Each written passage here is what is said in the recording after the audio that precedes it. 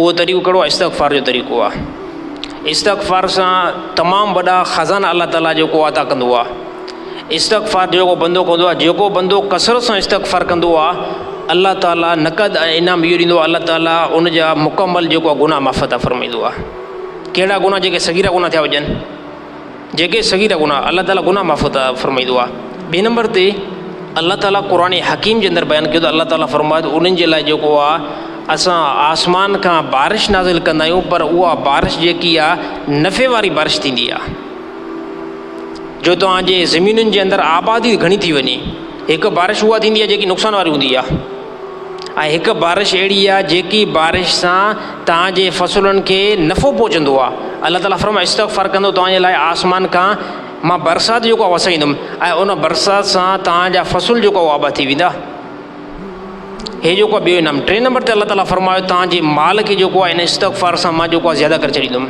इस्तग़फ़ार कयो, तव्हांजे माल जे अंदरि जेको आहे इज़ाफ़ो अची वेंदो।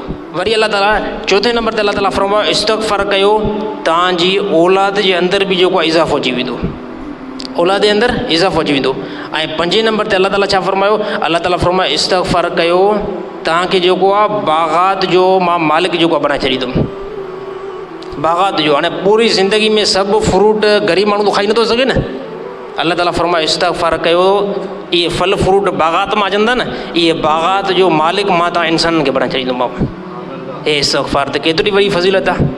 हे अलाह जे नबी अकरम सल्लल्लाहु अलैहि वसल्लम फ़रमायो ए उम्मत ॾिसो मां नबी आहियां। अलाह जे नबी अकरम सल्लल्लाहु अलैहि वसल्लम उम्मत खे तालीमात साहबा वेठा हुया। अलाह जे नबी अकरम सल्लल्लाहु अलैहि वसल्लम फ़रमायो ॾिसो मां नबी आहियां, ऐं नबियुनि जी दिलि जेकी आहे तमामु घणी साफ़ु हूंदी आहे। कंहिं ज़रा बराबरि बि नबियुनि जे दिलि जे अंदरि को गुनाह जो ख़्यालात ई नथो अची सघे। अलाह जे नबी फ़रमायो इन खां बाद में रोज़ानो हिसाब आहे 100 मरतबा जेको आहे मां नबी जेको आहे इस्तग़फ़ार कंदो आहे। ऐं तव्हां उम्मत खे इहा तालीमात तव्हांखे त अञा ज़्यादा इस्तग़फ़ार करणु खपे। उम्मत जो नबी, हालांकि नबी खां को गुनाह न थींदो आहे, नबी जे दिलि जे अंदरि को गुनाह जो इरादो ई न ईंदो आहे। इन खां बाद में हे अलाह जे नबी तालीम आहे उम्मत खे। ॾिसो मां नबी इन खां बाद में बि इस्तग़फ़ार कयां थो, तव्हां त अञा ज़्यादा जेको आहे इस्तग़फ़ार कयो। तव्हांजे ॿार तो ज़िंदगी खे जेको आहे इस्तग़फ़ार सां अलाए केतिरा गुनाह थियनि था, ख़बर ई नथी पए। को हलंदे जेको आहे गुनाह थी थो वञे, अहिड़ी तरह जेको आहे ॻाल्हाइण में जेको आहे गुनाह थो थी वञे। बाज़ गुनाह अहिड़ा आहिनि त असांखे ख़बर बि न पवंदी आहे असांजो गुनाह थी वेंदो आहे, ऐं असां हुनखे गुनाह ई न सम्झंदा आहियूं। त मुंहिंजा ॿार दोस्तो, हे अलाह ताला दुनिया जे अंदरि मोकिलियो आहे, हे अलाह ताला वॾे हिकु इम्तिहान में रखियो आहे। इमाम अहमद बिन हंबल जे ज़माने में हिकिड़ो शख़्स हुयो, उहो मानी पचाईंदो हुयो, तंदूर ते मानी पचाईंदो हुयो। त हिकु मरतबे इमाम अहमद बिन हंबल जेको आहे रस्ते सां निकिता, पंहिंजे घर खां जीअं निकिता सफ़र लाइ जीअं निकिता त ॾिठो त का शइ जेको आहे रस्ते ते नज़र न पई अचे, कोई अहिड़ी आबादी नज़र न पई अचे। हिकिड़ी मस्जिद जेकी आहे नज़र अची वई। इमाम अहमद बिन हंबल तमामु घणो हिकिड़ो सफ़र कयो। सफ़र कंदे उन मस्जिद जेको आहे दरवाज़े जीअं पहुता त सोचो त हाणे 2-3 मिंट वेही करे ज़िक्र वज़कार बि कयां, अहिड़ी तरह जेको आहे कुझु आराम बि थी वञे। जीअं जो मस्जिद में दाख़िल थिया त निमाज़ जो टाइम न हुयो, त मस्जिद जो जेको मालिक हुयो, त जेको जंहिंजे हथ में मस्जिद जो कंट्रोल हुयो, उन जेको आहे इमाम अहमद बिन हंबल खे जेको आहे मोकिले छॾियो। चए हिते मस्जिद में हिन टाइम निमाज़ जो टाइम ई न आहे, तूं अची करे सुम्ही पवंदी। इमाम अहमद बिन हंबल फ़रमायो त मुसाफ़िर आहियां मां, ऐं मूंखे थोरे टाइम लाइ छॾ, मां इन खां बाद में हलियो वेंदुमि। त हुनजो त असां मस्जिद में कंहिंखे बि न छॾींदा आहियूं। त अहिड़ी तरह हिकिड़ो शख़्स गुज़रियो जेको मानी पचाईंदो हुयो रस्ते सां। इमाम अहमद बिन हंबल बि बीठा हुया, ऐं अहिड़ी तरह मस्जिद वारो जेको मोहतमिम हुयो, विच में बेस मुबाहिसो हले पियो न, त अहिड़ी तरह पोइ जेको मानी पचाए उनजो जेको विच खां गुज़र थियो।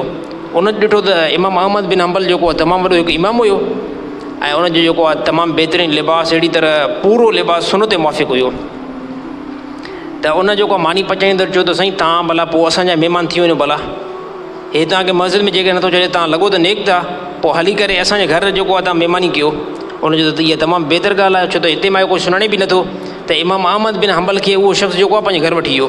घर जीअं वठी वियो त उहो घर में बि जेको अटो पाण पियो ॻोहींदो, इस्तग़फ़ार पढ़े पियो, अटो ॻोहे पियो, अस्तग़फ़िरुल्लाह अस्तग़फ़िरुल्लाह अस्तग़फ़िरुल्लाह, अटो ॻोहे बि साईं पियो, इस्तग़फ़ार पढ़े पियो। त इमाम अहमद बिन हंबल पुछा कयो त इन इस्तग़फ़ार तव्हांखे को नफ़ो ॾिनो आहे भला? इन इस्तग़फ़ार जेको तव्हां रोज़ानो घड़ी घड़ी जेको अटे खे ॻोहियो था, इस्तग़फ़ार पढ़ो था, केतिरे टाइम खां वठी पढ़ो था? चई साईं मां सॼे ॾींहं में इस्तग़फ़ार पढ़ंदो आहियां, सॼो ॾींहुं मां इस्तग़फ़ार पढ़ंदो आहियां। पोइ इमाम अहमद बिन हंबल पुछा कयो इन इस्तग़फ़ार तोखे कुझु नफ़ो ॾिनो आहे? चई साईं इस्तग़फ़ार एतिरो मूंखे नफ़ो ॾिनो आहे। ग़रीब माण्हू हुयो, को पैसो न हुयो, जंहिं टाइम खां इस्तग़फ़ार करणु शुरू कई आहे उन टाइम खां वठी करे माल संभाले नथो सघां, पैसो संभाले नथो सघां, एतिरो जेको आहे अलाह ताला मूंखे पैसो अदा कयो आहे। ऐं रोज़ानो इस्तग़फ़ार पढ़ंदो आहे, इन खां बाद में पोइ अलाह खां दुआ घुरंदो आहे, या अलाह फ़लाणी शइ मूंखे जेको अता कर, या अलाह फ़लाणी शइ जेको मूंखे अता कर। अलाह ताला फ़ौरी तौरु जेको आहे मूंखे उहो शयूं अदा कंदो आहे। हा, टियों ऐं चोथों ॾींहुं या हिकिड़ी जेको आहे मां तमना कयां थो उहा रुॻो पूरी न थी आहे। इमाम अहमद बिन हंबल पुछा पियो त कहिड़ी उहा जेका तूं तमना कई आहे, कहिड़ी तुंहिंजी तमना आहे? त उनजो त सही ॿुधो आहे त इमाम अहमद बिन हंबल तमामु हिकु वॾो नेक माण्हू आहे, तमामु घणो मुतक़ी आहे। मां रोज़ानो दुआ घुरंदो, या अलाह इन नेक बंदे सां जेको आहे मुंहिंजी हिकिड़ो दफ़ो जेको आहे मुलाक़ात थी वञे, इन नेक बंदे सां हिकिड़ो दफ़ो मुलाक़ात थी वञे। हालांकि इन ख़बर हुई न त जंहिंखे मां पंहिंजे घर वठी आयो आहियां इहो इमाम अहमद बिन हंबल आहे। इमाम अहमद बिन हंबल फरमाए थो कि मुबारक हुजे, इहा बि जेकी आहे तुंहिंजी तमन्ना पूरी थी वई, मां इमाम अहमद बिन हंबल जेको तुंहिंजे घर में आयो आहियां।